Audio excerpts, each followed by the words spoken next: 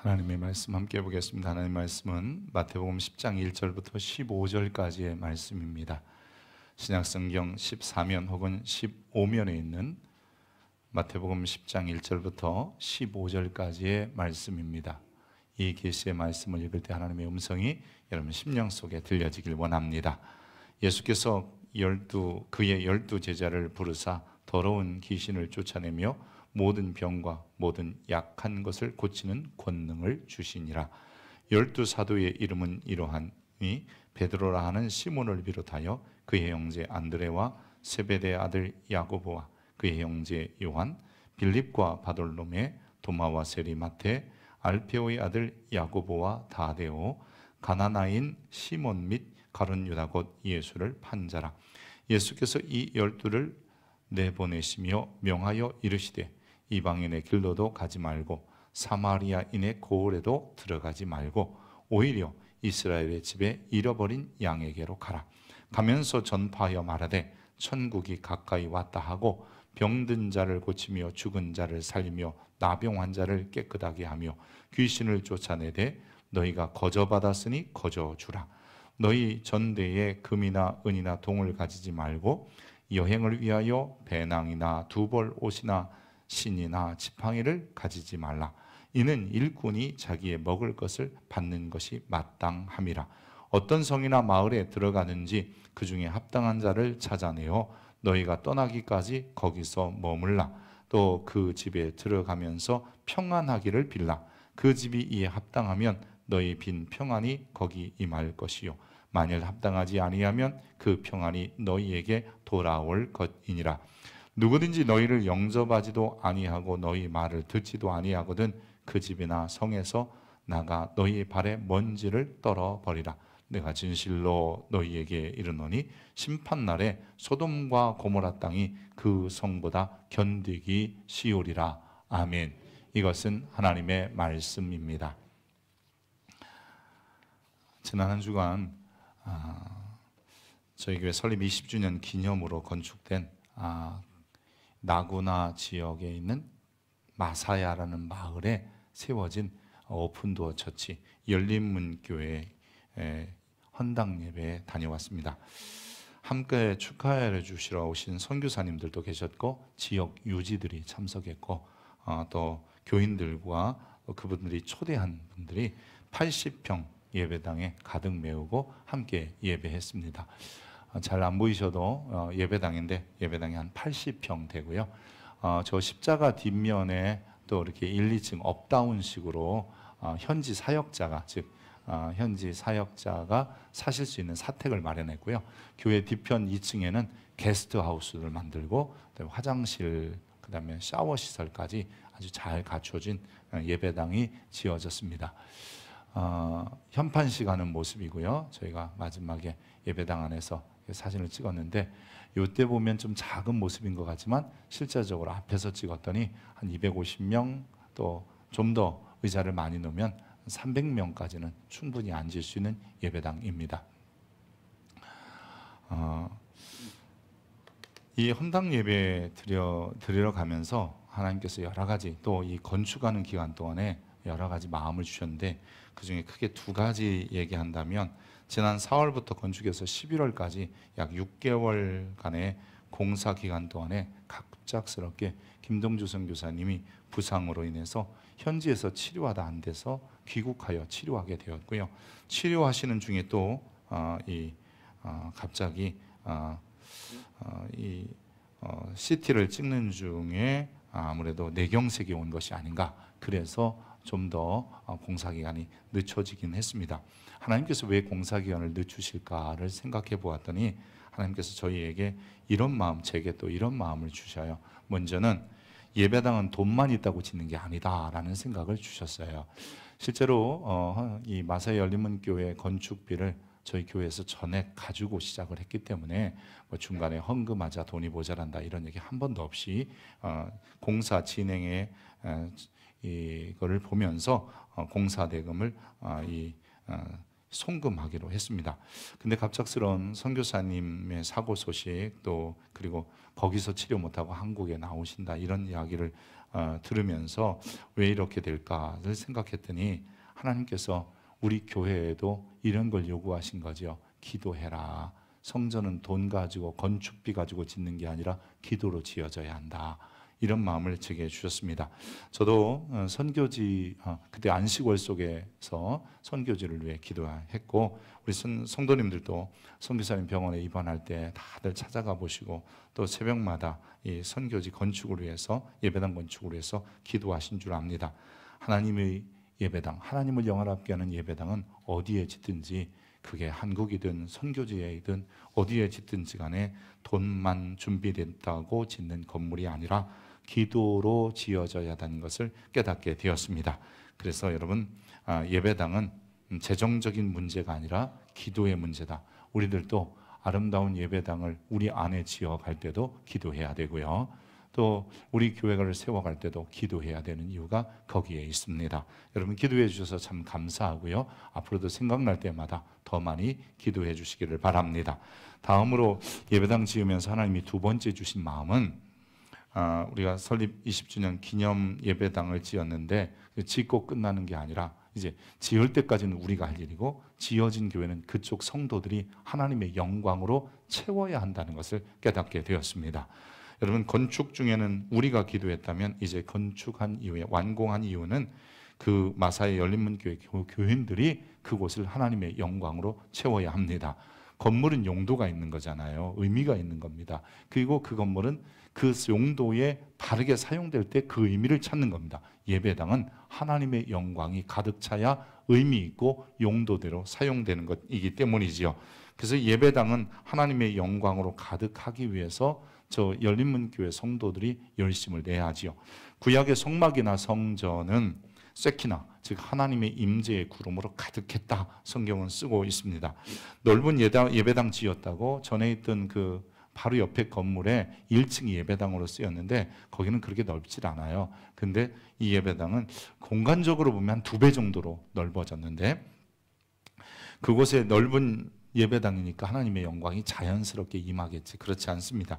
이제부터는 그곳에서 하나님의 임재가 있는 장소로 만들어야 될 것이 바로 교인들의 책임이죠. 열린문교회뿐만 아니라 우리 동행교회도 마찬가지입니다. 이 성전을 하나님의 영광으로 가득 채우는 것은 저와 여러분의 책임입니다. 이곳에서 하나님의 이름이 높여질 때, 찬양을 할 때 주님이 임재하시잖아요. 그게 주의 영광으로 채우는 방법이고요. 이곳에서 주의 말씀을 듣고 아멘 하면서 우리의 삶이 변화될 때 하나님의 영광이 임하는 것이고요.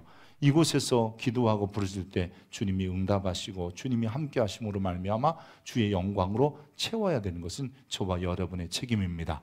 아멘입니까? 여러분, 이곳에서 주님을 만날 뿐만 아니라 누군가를 또 주님의 전으로 인도해서 그분의 인생의 주인이 예수 되게 하는 것, 그것이 하나님의 영광으로 이 성전을 채우는 방법이기도 합니다. 우리가 선교지에 예배당은 지어줄 수 있어도 하나님의 영광으로 채우는 일은 현지의 성도들의 몫이라고 하는 것이죠. 역시 마찬가지입니다. 우리도 이 성전에, 이 예배당에 하나님의 영광으로 채워야 되는 것은 우리의 몫입니다. 가만히 있어서 채워지는 게 아니에요. 이 헌당 예배를 마치고 선교사님들하고 식사를 하는데 한 선교사님이 제게 그러시더라고요.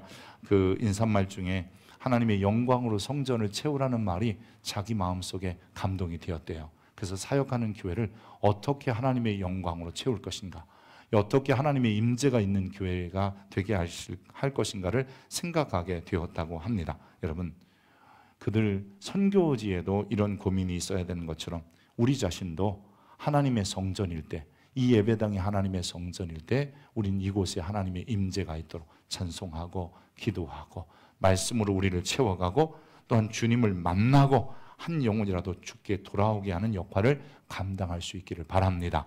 그러면 주의 영광이 내게도, 주의 영광이 이 성전에도, 또한 주의 영광이 우리의 가정과 이 사회에도 가득하게 넘치게 될 줄 확신합니다. 자, 이제 본문의 말씀을 생각해 보려고 합니다.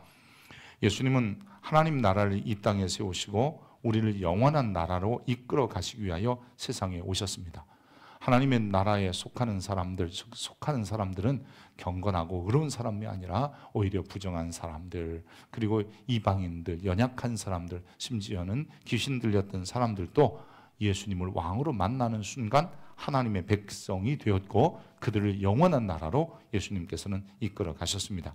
우리 주변에 참 보면 사회적으로 악한 사람들이 있어요. 그래서 격리하려고 쉽게 말하면 그들을 감옥에 가두기도 하고 무기징역, 즉 영원히 격리한다는 거잖아요. 심지어는 사형에 처하기도 합니다. 이렇게 사회적 범죄를 일으키고 무리를 일으켰던 사람들도 예수 만나서 비록 그가 지은 죄 때문에 격리는 되어도 그들이 하나님 나라에 갈 수 있는 길들이 예수 만나면 열리게 되는 것이죠.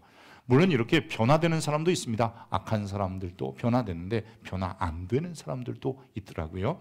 우리 8장에는 변화된 사람들 이야기를 기록했고요. 9장에는 변화 안 된 사람들의 이야기를 마태복음 9장은 담고 있는데 그 중에 대표적인 사람이 서기관, 바리새인, 경건하다라고 생각하는 에세네파 사람들입니다. 이들은 자기들의 전통적인 신앙 습관을 따라서 살아가는 사람들입니다. 즉 내가 배운 것만 옳고 내가 가진 생각만 바르기 때문에 예수를 왕으로 인정하지 않는 사람들이었습니다. 우리 주변에도 이런 부류의 사람들이 또 있더라고요. 전통적인 종교에 매여서 예수님을 구주로 믿지 못하는 사람들이 있고 또한 무속신앙에 매여서 예수님을 아무리 전해도 다 소용없다. 혹은 종교는 똑같다. 세상에서 잘 살면 그만이지 뭐. 이런 사람들이 우리 주변에도 있습니다. 때로는 무지해서 때로는 그 고집 때문에 예수를 그리스도로 받아들이지 않는 사람들, 결국 그들은 이 왕의 나라에 속하지 못하게 되는 것이요.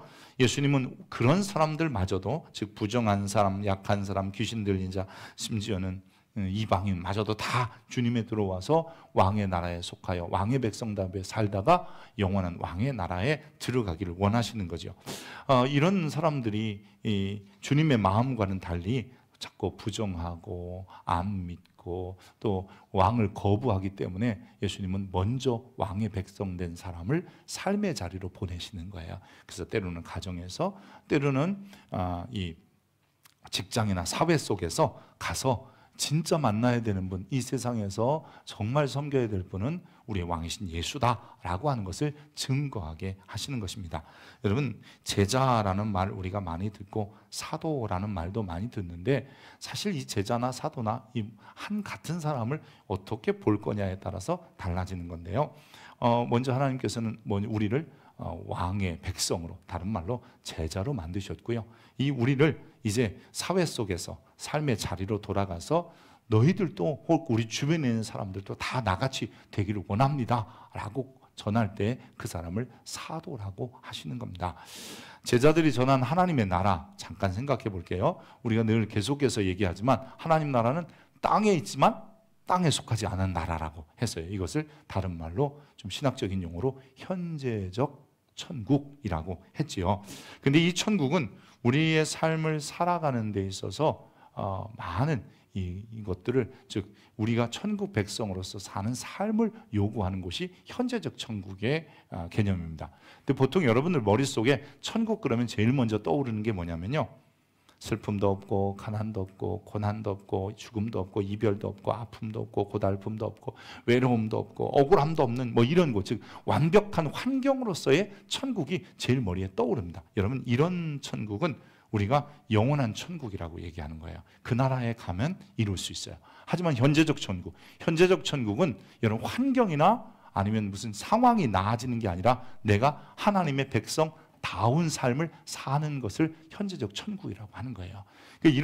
즉 내가 예수를 왕으로 모셔서 왕을 따라서 왕의 백성다운 삶을 살 때 그 사람이 현재적 천국에 속한 것이고, 예수님께서 자기를 따르는 모든 무리를 아버지 하나님께 바칠 때 그게 바로 영원한 천국이 이루어지고, 거기에는 우리가 생각하는 모든 눈물을 그 눈에서 닦아주시니 다시 사망이 없고 애통한 것이나 곡한 것이나 아픈 것이 다시 있지 아니하리니 처음 것들은 다 지나갔다라고 하는 계시록 21장 4절의 말씀이 성취되는 곳입니다. 그래서 우리가 기억해야 되는 것은 영원한 천국 혹은 미래적 천국을 우리는 반드시 들어가야 되는 건 맞아요. 하지만 이 땅에서 현재적 천국의 삶을 살다가 갈 수 있는 곳이 그 나라인 것을 기억하시기 바랍니다. 저는 늘 우리 성도님들을 위해서 기도할 때 이런 기도 제목을 가지고 있어요. 하나님, 우리 성도님들이 이 땅에서 하나님 주신 복을 받고 살다가 한 사람도 예외 없이 영원한 천국에 들어가게 하옵소서. 여러분, 이게 제 기도 제목이에요. 여러분, 이 땅에서 잘 되기를 축복합니다. 그러나 여기서 끝나는 게 아니라 영원한 천국에 들어가는 자가 되어야 합니다. 제가 요즘 놀라운 통계 하나를 봤어요. 교회에 다니는, 그러니까 우리나라 사람들이 교회 다니는 사람들 중에 26%가 종교인으로 다닌다는 거예요. 다시 말하면 예수 그리스도를 믿거나 아니면 영원한 천국에 소망하는 게 아니라 세상에서 종교는 하나 가져야지 라고 하는 사람이 26%나 된대요. 제가 깜놀했어요. 깜짝 놀랐어요, 정말. 여러분, 그렇지 않습니까? 여러분, 내가 그렇지 않다는 것을 어떻게 아는 거냐면 이 땅에서 하나님 나라 백성답게 살다가 영원한 나라에 들어가겠다는 소망을 갖는 거예요. 이런 사람들은 종교인이라고 안 하고 그리스도인이라고 하는 거예요. 여러분 모두가 그리스도인 되기를 축복합니다. 오늘 2부 예배는 굉장히 경건한 분들만 나와서 묵묵부답하시는 것 같아요. 다시 한번요. 여러분, 우리는 종교인 돼서는 안 됩니다. 그리스도인 되어야 합니다. 그리스도인들은요, 예수를 왕으로 모시고 살다가 그 나라를 소망하며 그 나라에 들어가는 거예요. 나는 이 땅에보다는 영원한 나라를 소망해. 그게 그리스도인이고요. 이 땅에 살면서 그럼 나는 어떻게 살아야 될 것인가? 하나님의 공의와 정의를 실현하면서, 즉 왕의 백성답게 살아가는 것, 그것이 바로 현재적 천국 백성의 삶이라고 하는 것입니다. 여러분, 우리가 5장에서 6장에서 7장에서 계속해서 하나님 나라 백성이 어떻게 살아야 되는가. 근데 그 5, 6, 7장에 보면 하나님 나라 백성의 삶을 무슨 완벽한 장소나 환경이라고 하지 않고 오히려 여러 가지 어려운 환경 가운데서 이렇게 살아내라고 말씀하시고 계시는 거잖아요. 그러니까 현재적 천국의 삶을 사는 사람들에게 요구하시는 삶이었어요. 그게 뭐예요? 사랑하는 사람만 사랑하지 말고 원수까지도 사랑하라. 겉옷을 달라고 하냐? 그럼 속옷까지 벗어주어 봐라. 금식하지 말고 금식 기도하며 살아라. 동정심으로 구제하지 말고 주님의 마음을 가지고 나누고 베풀고 섬겨라. 화내지 말고 욕하지 좀 말아라. 비난하지 말고 너 먼저 돌아보면서 네 속에 열매 있는지를 살펴봐라. 이게 현재적 천국 백성들의 삶의 모습인 거예요. 환경이나 장소를 기대하는 게 아니라 내가 그 지금 주어진 이 환경, 이 상황 속에서, 심지어 그 당시에 주님이 부르신 사람들은요, 노예들도 있었고요, 그리고 하층 계급도 있었고요, 사람들에게 손가락질 받는 그룹, 예를 들어서 창기라든지 세리라든지 이런 사람들도 있었습니다. 근데 그런다 할지라도 그 환경을 벗어나려고 하지 말고 그 환경 안에서 백성답게 살라는 것이요. 이게 바로 바울도 계속해서 말하는 거예요. 종들아, 상전들아, 부인들아, 혹은 남편들아, 이 자녀들아, 이렇게 얘기하면서 끊임없이 그 삶을 살아내라고 하는 것이죠. 현재적 천국은 왕의 백성다운 삶을 가지고 내가 살아가는 겁니다. 좀 더 주님이 말씀하신 그 당시의 윤리적 기준과 도덕적 가치보다 더 높은 기준을 충족하며 살아가는 것입니다.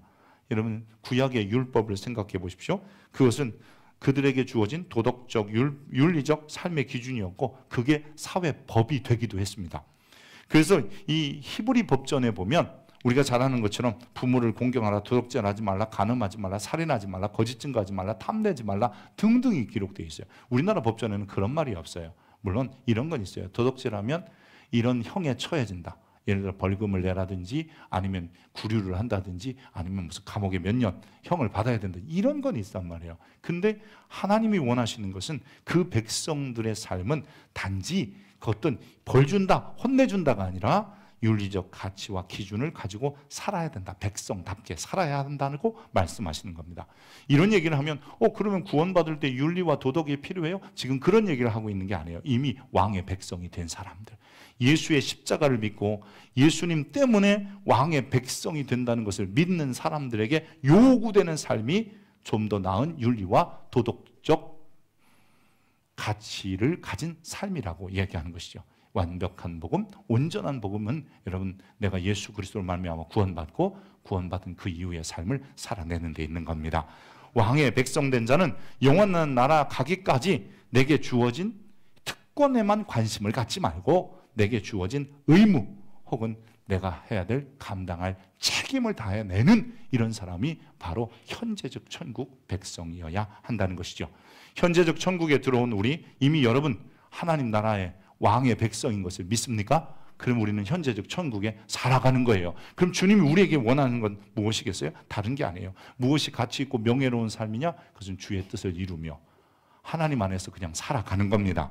여러분, 우리에게 보편적으로 주신 윤리와 도덕적 개념들을 지켜가며 사는 것이 바로 왕의 백성다운 삶이지요. 최소한 내가 가진 전통과 잘못된 종교적 관습으로 인해서 왕을 못 만나는 어리석음으로부터 우리는 최소한 벗어난 사람이기에 이제 왕을 따라가는 사람이 되어야 하는 것입니다. 우리 주변에도요, 잘못 전래된 종교들 때문에 하나님을 왕으로, 즉 예수를 왕으로 못 만나는 사람들이 있어요. 참 안타까운 일이 아닐 수 없어요. 또 우리가 흔히 말하는 이단들은 그릇된 성경관을 가짐으로 말미암아 왕이신 주님을 만나지 못하는 거고요. 전통 종교 혹은 무속 신앙 뭐 이런 것들 역시 여러분 결국 하나님을 만나지 못하는 참 안타까운 일이 생기게 하는 것입니다.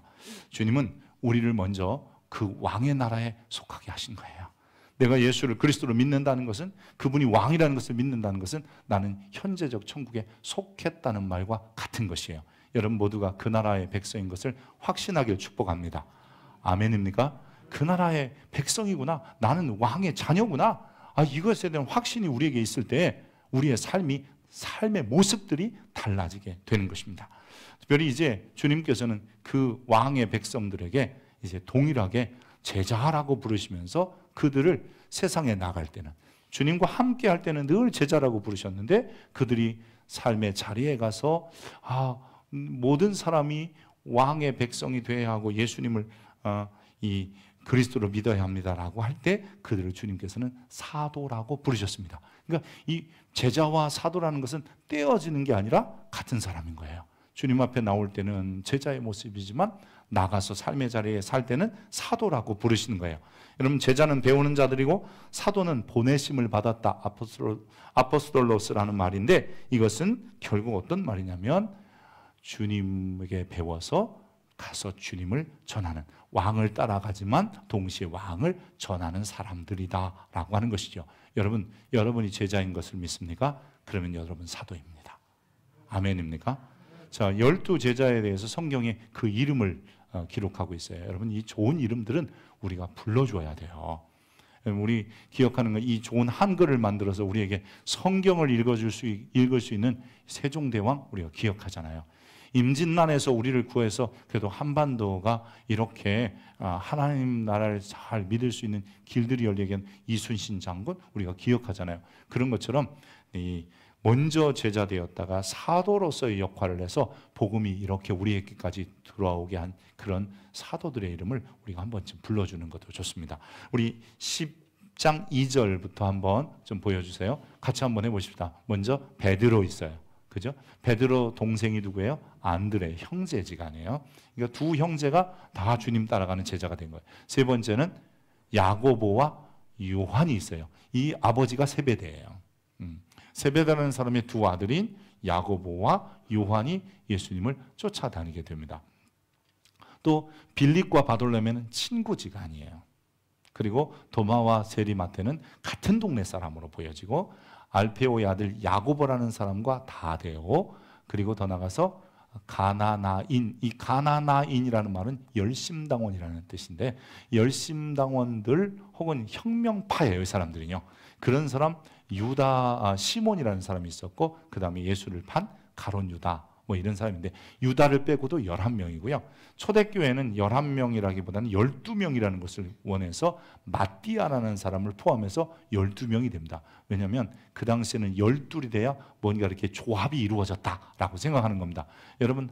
여러분이 그 말씀하시는 한 타스, 한 더즌이라고 그러죠. 원 더즌, 그게 바로 12이잖아요. 그래서 12지파 이렇게 만드는 거예요. 왜냐하면 12지파가 모여야 한 나라를 이룰 수 있다라고 고대 사람들이 생각했기 때문에 예수님 제자들도 많은 제자들이 있었지만 그 중에 12이고, 유다가 빠진 이후에는 11고 초대교회에서 마띠아를 얻은 거예요. 하지만 저는 이런 생각을 해봤어요. 초대교회 당시에는 유다 대신 마띠아였지만 이 시대에는 오늘 사는 2024년을 사는 우리들에게 주님이 이렇게 말씀하실 것 같아요. 12번째 사도는 저와 여러분이어야 합니다. 아멘입니까? 나는 제자이면서 곧 사도여야 합니다. 주님 앞에 나와서 지금은 제자입니다. 말씀 배우잖아요. 예배하잖아요. 찬송하잖아요. 내가 삶의 자리로 가서는 내가 사도여야 합니다. 우리가 이것을 잃어버리면 교회 오는 신앙인, 교회 밖의 신앙인이 전혀 다른 거예요. 교회 와서는 주여 주여 하지만 세상에 가서는 돈돈하고 사는 거고, 교회 와서는 믿음으로 살지만 세상에서는 자기 힘 믿고 사는 거고요. 교회 와서는 아버지 그러지만 세상에 가서 내 아버지가 누군가를 또 혼돈하고 생각하고 살게 되는 겁니다. 왕의 복음을 먼저 들은 사람, 그들을 하나님이 왕의 사도로, 즉 제자들을 사도로 보내신 거지 제자 따로 사도 따로가 아니라고 하는 거지요. 왜 사도들을 보내셨을까? 마태복음 9장 36절에 보면 주님께서 제자들을 제외하고 우리 밖에 있는, 즉 공동체 밖에 있는 예수님을 따라다니는 자들 밖에 있는 많은 사람들이 너무 불쌍한 거예요. 그래서 이렇게 기록해요. 무리를 보시고 불쌍히 여기사 그들이 목자 없는 양같이 고생하고 기진하기 때문에 저들도 다 왕의 나라에 들어와서 행복을 누리고 기쁨을 누리게 하기 위해서 제자들을 사도로 세상에 보내신다라고 말씀하시는 겁니다. 3년 동안 주님이 제자들하고 함께 다니셨지만 중간중간에 파송해서 고을들, 마을들로 가서 전도하게 하신 것은 사도로서도 역할을 다해라. 그리고 예수님이 승천하신 이후에 제자들은 이제 어디 가도 사도로서의 사명을 감당하게 되었던 것입니다. 왕의 백성, 왕의 나라 안에 속하면 목자가 예수님이시기 때문에 기진하거나 그리고 고생하지 않지만 결국 주님이 없는 사람들은 이 땅에서 고생하며 살다가 결국은 지옥 간다는 겁니다. 여러분, 이 세상에서 가장 불쌍한 사람이 누군 줄 아십니까? 이런 사람입니다. 예수도 못 믿고 지옥 가는 사람입니다. 여러분, 이런 사람이 지옥입니다. 지옥 가는 거예요. 그러니까 현재도 지옥이고 죽어도 지옥인 거예요. 그게 가장 불행한 사람 아니에요? 근데 좀 생각해 보십시오. 이 땅에서 현재적 천국에 속한 사람은 당연히 여러분 영원한 천국에 들어갑니다. 그러니까 우리가 가장 행복한 사람이에요. 할렐루야. 여러분, 그런데 종종 보세요. 세속적인 가치를 보더라도, 세속적 가치를 가지고 보더라도 이 땅에서는 그래도 어려워도 천국 가면 그래도 영원한 나라에 살려니까 괜찮아요. 이 땅에서 잘 된다고 해도 지옥 가면 아무것도 아니에요. 그러니까 우리는 이 모양 저 모양으로도 우리는 행복한 사람이에요. 아멘입니까? 이스라엘아, 너희는 행복한 사람이로다. 여호와의 구원을 이같이 받은 사람이 누구냐? 여러분, 그래요. 우리는 행복한 사람이에요. 아멘입니까? 형 얼굴은 아닌 것 같아요. 여러분 한번 좌우 앞뒤 보시면서 행복합니까? 행복합니까? 물어보세요. 행복합니까? 물어보세요. 여러분 대답하세요. 나는 행복합니다. 여러분 갑자기 그 소리 하니까 윤항기 씨 노래가 생각나나요? 나는 행복합니다. 정말 행복합니다. 이게 예수 믿는 사람이 할 수 있는 고백이어야 하는 거예요. 할렐루야. 근데 우리가 그런 고백을 못한다면 우리는 지금 현재적 천국의 백성다운 삶을 내가 안 살고 있는 것이며 미래적인 천국, 영원한 천국을 바라보지 않는 거예요. 이런 사람을 종교인이라고 한다 그랬잖아요.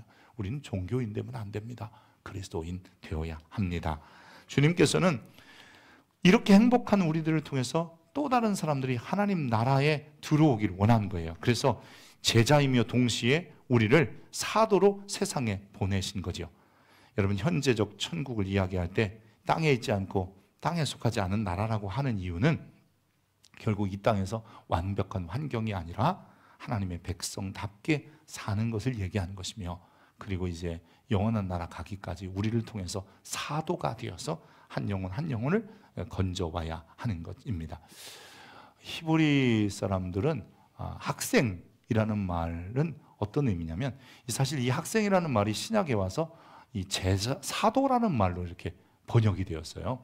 근데 이 학생이라는 말의 히브리 말이 탈리딤 혹은 탈리팀이라고 하는데, 이 탈리딤이라는 말은 어떤 거냐면요, 그냥 제자 이런 뜻이 아니라 우리나라의 군사부 일체라는 말이죠. 임금님과 부모님과 스승님은 막 정말 하나 같다, 이런 의미를 가지고 쓰는 것이 탈리딤이라고 하는 이 단어인데요. 학생이라는 단어인데 이 학생은 선생님의 발에 묻은 먼지까지도 존경하고 사랑해야 된다. 이런 의미를 가지고 있고요.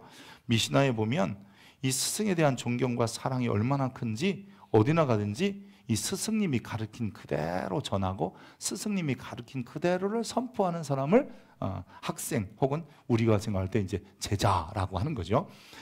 이 학생들은 스승의 가르침을 받은 이후에 스승의 가르침을 그대로 전달했기 때문에 이것은 어떤 스승님한테 내가 배웠습니다 라고 반드시 밝혀야 되는 거예요. 그러니까 좀 내가 납비가 됐다고 내가가 아니라 나는 선생님한테 배웠어요. 우리 선생님은 이런 분이에요. 그리고 그런 사람들이 많아지다 보니까 학파를 이루게 되는 거예요. 예를 들어서 힐렐 학파, 가말리엘 선생님, 이게 바울이에요. 바울은 그런 교육을 받은 거예요. 나는 가말리엘 문화생이라는 것은 내 선생님은 가말리엘이고 그 조상들은 힐렐이라는 학파를 이루게 되는 거예요. 뭐 가말리엘이 할아버지가 힐렐이긴 합니다만 어쨌든 그것은 무슨 말이냐면 나는 가말리엘이 해석한 대로 성경을 해석하고 가말리엘이 가르친 대로 나는 가르치고 있습니다. 그래서 나는 가말리엘의 제자입니다 라고 하는 겁니다. 그렇다면 여러분 베드로는 어느 학파에 속했을까요? 베드로는 예수 학파에 속한 거예요. 그래서 여러분 나는 예수의 제자입니다 라고 말하기 시작한 거예요. 그리고 내가 지금 성경을 이렇게 해석하는 이유는 예수님이 해석을 이렇게 하셨기 때문에 해석하는 것이고 예수님이 이렇게 가르쳐 주셨기 때문에 가르친 겁니다. 그래서 이것을 우리가 다른 말로 얘기하면 전통, 트레디셔널하다, 그 다음에 정통, 옥소독시하다라고 하는 겁니다. 근데 요즘 자꾸 이상한 학파들이 생겨요. 여러분 우리가 말하는 전통과 정통을 지키는 학파가 아니라 이런 학파가 생기래요. 신정통 학파. 여러분 신정통 학파라는 것은 전통 학파와는 좀 다르다는 의미예요. 새롭다는 뜻이 아니에요. 다른 거예요. 그리고 또 여러분 또 신사도 운동. 우리는 사도적인 전통을 가졌는데 사도 운동이 아니라 신사도 운동이라는 거예요. 복음주의에 우리는 근데 신복음주의가 생겨요. 뭔가 좀 다르죠? 다르다는 뜻이에요. 여러분 신복음주의, 신사도운동, 신정통 학파가 새로운 것을 이야기하는 게 아니라 변화된 것, 변질된 걸 이야기하는 거예요. 그래서 우리 교회는 정통주의에 서야 되고요. 여러분 전통에 기대해야 되고 그 다음에 바른 사도적 계승을 가져야 되는 거예요. 아멘입니까? 이것을 우리는 순수한 복음주의 신앙이라고 얘기하는 거예요. 그러니까 여러분 신정통주의니 뭐 신사도운동이니 뭐 신자 들었으니까 새로 왔다 아니에요. 여러분 그게 지금의 기존의 예수님이 가르친 방법과 좀 다르다는 뜻이거든요. 참 이건 중요해요. 이런 이야기 우리가 들어야 되는 거예요. 하나님, 우리는 성경 66권 하나님의 말씀이에요. 아멘입니까? 아멘입니까? 하나님의 말씀도 있다. 이게 신정통주의 학파들의 이야기예요. 그럼 우리는 조심해야 되는 거예요. 우리는 예수 학파예요. 그래서 우리는 다른 말로 말해요. 기독교라고 하고 예수교라고 하는 거잖아요. 여러분 예수의 제자여야 되고 나는 예수님이 가르치고 해석한 방법으로만 증거해야 돼요. 아멘입니까?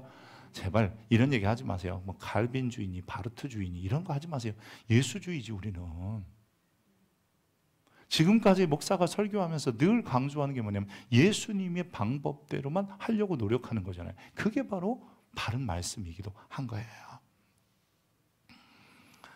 이제 배운 것을 우리가 배웠다, 안다. 우리는 그러잖아요. 현재적 천국은 누리는 게 아니라 현재적 천국은 좀 더 나은 도덕적 가치와 윤리적 기준을 따라 살아가는 거라는, 그게 예수님이 가르치신 거예요. 그래서 예수님을 따르는 자들에게 5장, 6장, 7장에 먼저 이야기를 하시고, 그리고 누가 따라왔느냐, 누구도 될 수 있느냐 8장, 그리고 누구는 거절했느냐 9장, 그리고 10장에 와서 이제 너희는 나를 따라온다면 현재적 천국에 속한 자라면 사도로서 삶의 자리에 가서 누군가에게 너와 같이 예수를 통해서 이 나라 현재적 천국에 들어오라고 가르치라고 하시는 겁니다. 그래서 오늘 우리가 우리 자신의 정체성을 배우는 자, 그저 제자로서 끝나지 말고 사도로서의 삶을 살아가야 합니다. 여러분 가정에서 여러분이 사도여야 합니다. 가르치는 자가 아닙니다. 예수의 나라를 보여주는 자여야 합니다. 그리고 전하는 자가 사도인 겁니다. 여러분 많은 사람들이 사도만 되면 내가 무슨 가르치고 막 이렇게 하려고 하는데, 그 가르치고 이러는 사람이 아니라 내가 묵묵히 윤리적이고 도덕적인, 즉 다른 말로 말하면 이런 거야. 하나님의 영광을 위하여, 주의 뜻을 위하여 먼저 그 나라와 그를 구하는 모습으로 살아내는 거예요. 어렵다고요? 불평하지 않더라고요. 때로는 가난하다고요? 절망하지 않더라고요. 성경은 끊임없이 주님이 뭐라고 하시냐면 염려도 하지 말라는 거잖아요. 내일 일은 내일이 염려할 것이요, 살지도 못할 내일 말고 오늘의 고생을 견뎌가면서 살아가는 거예요. 아멘입니까? 심지어는요, 우리들이 가난이라고 하는 부유함을 하나님이 우리에게 주신 거예요. 가난이라는 선물을 주신 거예요. 아멘이 안 돼요? 여러분, 질병이라는 선물도 주시고 질병이라는 부유함도 주시는 거예요. 그게 내가 누려야 될 것이거든요. 그 안에서 내가 그리스도인답게 살아내는 것이 그리스도인이지, 하나님 무조건 부유함을 주세요, 무조건 하나님 우리에게 건강함을 주세요가 아니라 그 상황 속에서도 하나님이 원하시는 삶을 살아내는 거예요. 할렐루야. 그런 우리 교회가 그런 교회 되었으면 좋겠어요. 왜 목사님은 맨날 복 받으라고는 안 하고 그렇게 어려움과 고난을 견뎌내라고만 합니까? 그게 인생이기 때문에요. 그게 하나님이 땅에서 육신을 갖고 사는 날 동안에 경험해야 될 것들이기 때문에. 근데 그럼에도 불구하고 왕의 백성 됐고 살아내는 거, 이게 존귀함. 그 사람들이 천국에 가서 누리게 되는 것이 부유함 아니겠어요? 그리고 거기에 슬픔이 없는 거 아니겠어요? 나는 한 번도 슬퍼지도 않았고, 나는 고민도 안 했고, 나는 어려움도 없었고, 이러면 천국 가고 싶겠어요? 여기가 천국이지. 그래서 부자가 천국 가는 게 어려운 이유가 거기에 있는 거예요. 여기나 거기나 똑같은데 오히려 거기 가서는 여기 있는 게 헐났지. 그런데 우리는 그러지 않아요.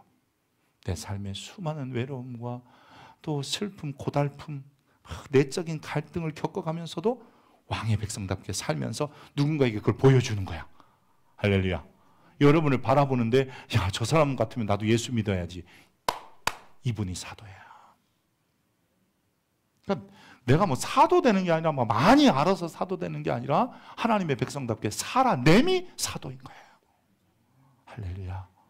우리 성도님들이 그런 분이라는 것을 제가 들어요. 아픈데도, 힘든데도, 어려운데도. 여러분, 그렇게 내가 어떤 은혜 받고 뭐 하려고 하지 말고 내가 그냥 살아내는 데 있는 거예요. 할렐루야. 여러분, 주님께서 이 땅에서 어렵다는 걸 아시기 때문에 권능을 주시겠다고 약속하잖아요. 그 권능이 어떤 권능이냐면, 다시 한번 얘기하면 그 권능은 무슨 부유해지고 막 늘어나고 잘 되고 돈 벌고 이런 것보다는 내가 그 상황 속에서도 하나님의 말씀대로 살아내고 좀 더 나은 도덕적 윤리적 가치를 가지고 살아내는 데 있는 겁니다. 그런 권능이 우리에게 주어지는 거예요. 심지어는 그것을 오늘은 이렇게 표현합니다. 오늘 39절, 40절, 죄송합니다. 8절 한번, 7절, 8절 한번 보여주실래요? 7절, 8절. 가면서, 시작. 가면서 전파에 말하되 천국이 가까이 와. 이 천국이 가까이 왔다는 말은 천국이 너희에게 임했다는 뜻이에요. has come. Kingdom of God 혹은 Kingdom of Heaven, 하나님의 나라가 너희 속에 이미 임했다. 현재적 천국에 너희가 있다. 근데 너희가 병든 자 고치며 죽은 자를 살리며 나병한 자를 깨끗하며 귀신을 쫓아내되, 즉 그런 사람들 앞에서 도덕적이고 윤리적인 가치를 가지고 하나님 나라를 위해 살아라. 그러면 주님이 거저받았으니 거저 주실 것이다 라는 뜻이야. 한번 이것도 읽어보죠. 시작. 병든 자를 고치며 죽은 자를 나병한 자에게 깨끗하게 하며 귀신을 쫓아내되 너희가 거저받았으니 거저 주라. 여러분, 이 거저받았으니 거저 주라는 말을 보면 복음을 공짜로 줘야 되겠구나 이런 의미인 것 같지만, 사실 이 의미는 여러분이 생각하는 의미와는 여기에요. 반대예요. 왜냐하면 당시에, 예수님 당시에 율법학자, 제사장, 판사들은 급료를 받지 않았어요. 월급쟁이가 아니에요. 만약에 판사가 재판을 하는데 누군가에게 돈을 받다면 그건 무효 판결이 돼요. 증인이 돈을 받고 증인이 되어져서 가가지고 무슨 이러이러한 일을 목격했다 뭐 이런 걸 하면 그 모든 행위가 부정행위가 되고 무효가 돼요. 급료를 받지 않으면 그들은 그럼 어떻게 살았을까 하는 거죠. 그들은 기부금으로 먹고 살았어요. 백성들이 값을 지불하는 대신에 자발적인 사례를 함으로 인하여, 즉 기부, 도네이션 함으로 인하여 그것으로 제사장이나 그리고 판사나 그리고 율법사들이 먹고 살았던 거예요. 그러니까 거저 받았으니 거저 주라는 말의 뜻은 단지 그냥 돈 때문에 아니면 돈 받지 말고 일해라 이런 뜻이 아니라 너희가 먹을 것과 마실 것을 즉 주를 위하여 살다 보면 주님이 채워주실 거라는 의미예요. 그러니까 오늘 거저 받았으니 공짜로 나눠지 공짜로 나눠주는 게 아니라 나눠줄 때 너희의 쓸 것은 주님이 채우신다는 의미예요. 그럼 여러분이 생각하는 것하고는 좀 다르죠? 그게 본 의도예요. 이게 유대인들이 말하는 거저주라는 의미인 거예요. 주님께서 너희에게 기부할 수 있도록 누군가의 너의 삶이 전도하는 데 필요한 것을 공급하고 살게 하시고 채우실 거고, 네가 하나님의 백성답게 정말 도덕과 윤리를 지키며 정의와 공의를 실현하고 살면 하나님이 함께 하실 거라는 거예요. 아멘입니까? 이럴 때 믿음이 필요한 거예요. 이럴 때 뭐가 필요하다고요? 믿음이 필요한 거예요. 여러분, 내가 예수 믿고 구원받는 데까지는요, 지적 동의도 필요해요. 지식에 대한 동의가 필요해요. 아, 그분이 세상에 오신 하나님의 아들 알아야 되는 거예요. 근데 우리가 사도로 살아갈 때는요, 하나님께서 함께 하실 거라는 믿음으로 살아야 된다는 거예요. 그래서 9절에 보면 이렇게 표현합니다. 너희 전대에 금이나 은이나 동이나 가지지 말고, 10절에 보면 여행을 위하여 두 벌 배낭이나 두 벌 옷이나 신이나 지팡이도 가지지 말라. 이는 일꾼이 자기의 먹을 것을 받는 것이 마땅하니라. 할렐루야. 그 거저 주라는 의미가 뭐냐면 일하면 하나님께서 채워 주실 것이다라는 거예요. 아멘. 여러분, 이럴 때 아멘 하는 거예요. 내가 주를 위하여 그저 살아갈 때 안 되는 것 같지만 돌아보면 살아내고 살아졌고, 내가 주고 나눴는데 베풀었는데도 내가 망할 것 같았는데 하나님이 끝까지 함께 하셨고, 여러분 이런 것들을 경험하는 거예요. 물론 쉽지는 않아요. 그러니까 주님께서 너희를 마치 양들을 이리 가운데 보내는 그런 마음이 내게 있다 그렇게 하시잖아요. 그래도 우리가 주님의 권능, 주님 주신 권능을 믿고 그냥 묵묵히 사도로서의 삶을 살아내면 우리를 통해서 누군가 주께 돌아올 뿐만 아니라 하나님께서 우리의 삶을 책임져 주시는, 그래도 이때 쓰는 게 이런 거예요. 구하기도 전에 아시는 주님. 아멘입니까? 왜냐하면 우리는 현재적 천국에서 좋은 환경을 위하여 기도하는 사람이 아니라 주님을 위하여 살아내고 살아갈 것을 구하는 자들이기 때문에요. 그렇게 사도로 살아가면, 교회 안에서 아니 교회 밖에서 사도로 살아가면 주님께서 채워주신다는 거예요. 이미 우리 안에 천국이 있습니다. 이제 이 영원한 천국에 가기까지 사도로서의 삶을 사십시오. 그러면 거저 주는 역사가, 즉 주님께서 우리가 값없이 주는 게 아니라 오히려 우리의 것을 채워주시는 주님의 은혜를 경험하며 살게 될 것입니다. 이런 여러분 되시기를 축복합니다. 기도하겠습니다. 고마우신 하나님, 거저주라 하신 주님, 그저 그렇게 살다 보면 우리 것을 채우겠다고 약속하셨으니 이제 그리 살게 하여 주옵소서. 지금은 제자의 모습입니다. 이 성전을 나갈 때 사도의 모습으로 가게 하시고, 우리의 삶의 자리에서 가정 안에서도 사업장과 일터와 또한 사람과의 관계 속에서도 또한 아버지 하나님 어떠한 삶이든 육신 가운데 사는 날 동안에 그리스도인다운 삶을 살아내게 하시고, 이것을 통하여 많은 사람을 다시 한번 현재적 천국의 백성으로 이끌어 오는 우리 되게 도와 주옵소서. 우리를 사도로 부르신 예수님 이름으로 기도합니다. 아멘.